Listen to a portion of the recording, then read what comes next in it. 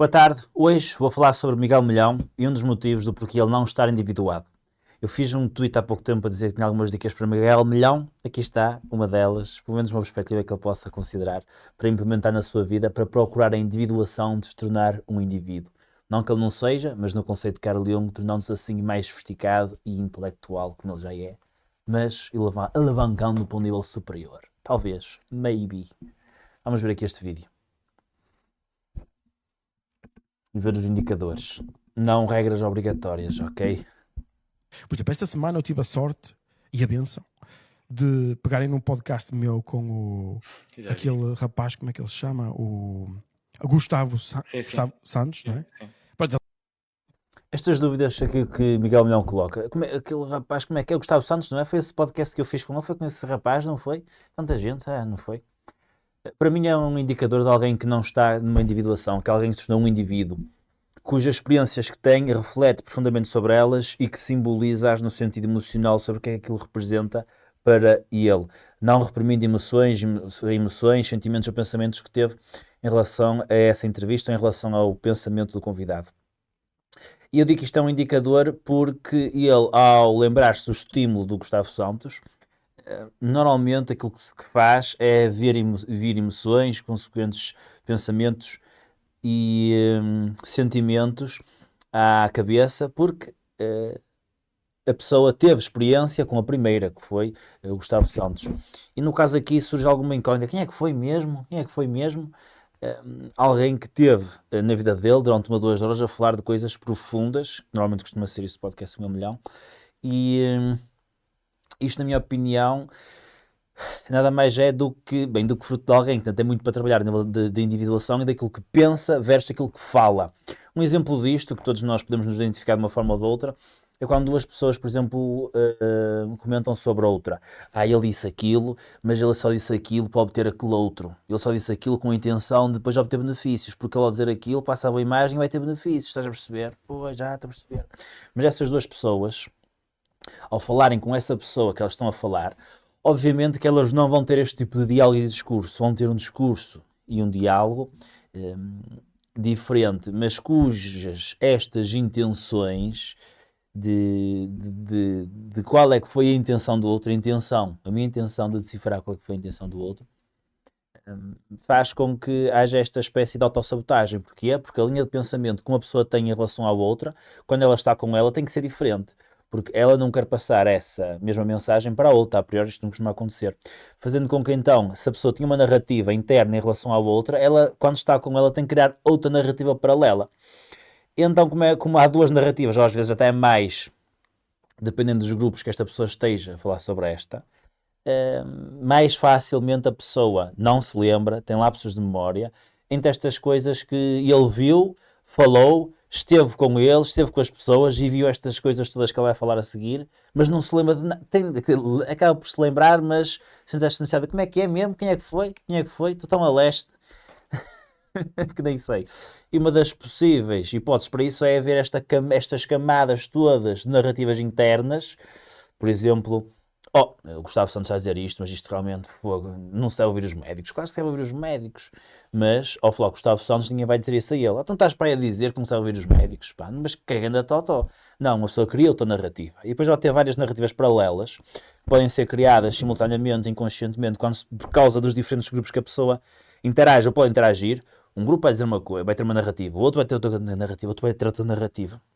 Faz com que depois haja uma salganhada e uma salsanhada no próprio indivíduo que frequenta esses grupos sociais todos, a título de exemplo. E o Miguel Milhão faz isto, que num certo sentido, que é, ele traz lá todas as pessoas e mais algumas, mesmo aquelas que não concordam. E como ele pode ter um posicionamento mais crítico, internamente e nos grupos sociais que está inserido, e depois vai falar diretamente com essas pessoas, por exemplo, ele adota uma perspectiva educada, cordial, como toda a gente deve adotar. Mas como tendencialmente não uma perspectiva iluminada, como vemos muitas das vezes no podcast 1 milhão, e aqui eu digo iluminada é quando é um discurso de espezinhar, no sentido, achas que isso vale alguma coisa? Mas isso não vale nada, pá, deixa-te essa merda.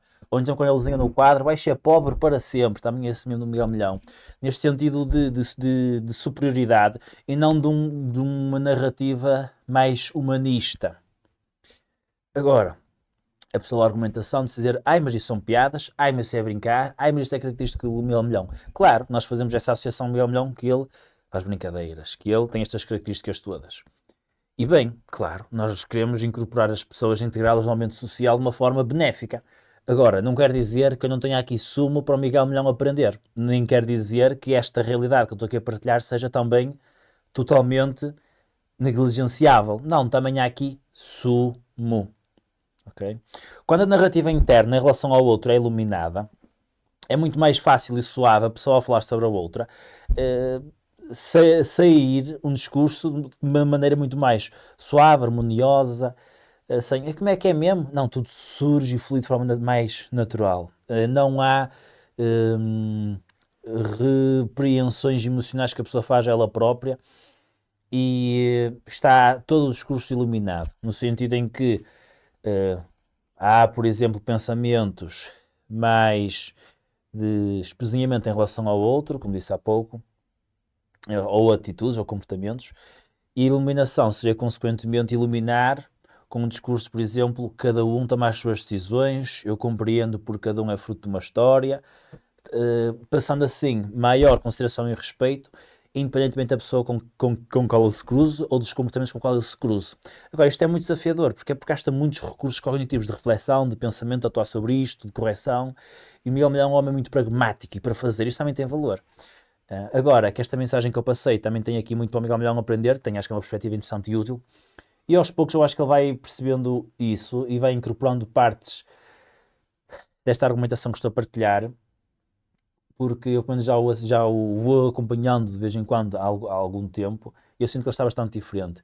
E inerentemente à junção com pessoas que ele se calhar criticou no passado, mas depois que se vê obrigado, se isso acontecer, ou se aconteceu, a falar com elas, ele também tem inerentemente de iluminar este seu próprio discurso, porque ao lidar com as pessoas diariamente ou mais regularmente como as criticou, vai ter inerentemente de iluminar esse discurso. As pessoas que Miguel Milhão considerava que iam ser pobres para sempre, que escreveu no quadro, se ele tiver que interagir com essas pessoas no âmbito diário mais frequentemente, claro que ele vai ter que mudar o mindset em relação a essas pessoas e não vai ter mindset vai ser pobre para sempre assim. Vai ter um mindset mais iluminado de perceber a situação em que a pessoa está, procurando iluminar e levar o outro, como por exemplo, entregando a ela as ferramentas e estratégias para ela ser rica. Não tendo o próprio Miguel Milhão como instrutor, a mentalidade em relação ao outro dia, este vai ser pobre para sempre. Ou se não fosse eu, ia ser pobre para sempre. É um discurso mais característico de um infantil, alguém infantil, de criancice, de jovens, de juvenil. Que apesar de Miguel Milhão ainda ter esse amadurecimento intelectual para fazer, e humano, acho que é mais humano do que intelectual, sinceramente. Embora é uma boa questão, talvez também intelectual. Independentemente disso, é benéfico o que o Miguel Milhão está a fazer, ele foca-se muito na prática. Isto que eu estou a partilhar é uma orientação e também é utilizado para a terapia junguiana. É baseado na terapia junguiana, que eu acho que é muito bonita. E nesse sentido, vou ver o resto do vídeo e vou partilhar mais no final. Ele tem aquelas ideias dele, pronto, e eu estive a falar com ele. E a triade do host, que é aquele senhor, como é que ele se chama? Diz rap. O Ricardo Araújo Pereira. Ricardo Araújo Pereira. Aquela rapariga que dá na rádio, aquela rádio religiosa, que é financiada através do Roubo. Joana Marcos. E no estudo daqueles gajos dos primos, que é parte da internet. Por exemplo, um exemplo é esta cena. Eu vi o vídeo, achei bem divertido, o rimo bué, tenho que admitir. Mas o guru sabe que não pode ver aquilo. Porque aquilo é lixo. Okay. Ele sabe bem como comer McDonald's pode saber bem, mas é lixo. Porquê que é lixo? É lixo porque tu estás a convencer o teu cérebro de que todas e qualquer situação é criticável e pode ser olhado de uma forma jocosa. todas as situações de toda a gente. Portanto, isso diz ao teu cérebro, cria-te uma angústia do tipo de tu não podes agir, tu não podes executar, tu não podes fazer, tu tens medo. Repara que é uma coisa que tu estás a ver, mas que vai condicionar toda a tua ação. E então o que é que o Guru sabe? Repara, o programa desse rapaz chama-se Gozar com quem? Com quem trabalha. Gozar com quem trabalha. Yeah. Percebes? O título é super bem escolhido. Sim. E é super inteligente. Ou seja, se tu estás-te a alimentar, e por exemplo, e os primos, que é o estudo dos gajos, fazem justamente isso, fazem a vida à custa disto, porque isto é uma cena, uma razão do fracasso de Portugal, tem a origem nesta cena também. Nesta cena de o tipo de consumo das coisas. Repara, o mais visto na internet é os primos, o mais visto na rádio é essa rapariga, e o mais visto na televisão é esse rapaz. Tu repara, o que é que isto te diz da sociedade? Ele tocou aqui num bom ponto também. De que é lixo. Ele também aponta aqui, depois da minha narrativa, exatamente aquilo que eu tive a apontar em relação ao Miguel Milhão, mas ele aponta em relação às rádios e aos primos, por exemplo, que é sempre nesta perspectiva de gozar, ainda por cima como quem trabalha, que condiciona o impedimento, condiciona a ação, fazendo o impedimento para essa mesma. Agora, em relação ao que eu queria dizer, nota-se claramente que a cabeça de Miguel Milhão é uma salganhada, não nota? Miguel Milhão, acredito que me vai perdoar. Mas nota-se claramente que ele consome muita informação de muitos lados diferentes e deixa o seu inconsciente reorganizar a informação por ele.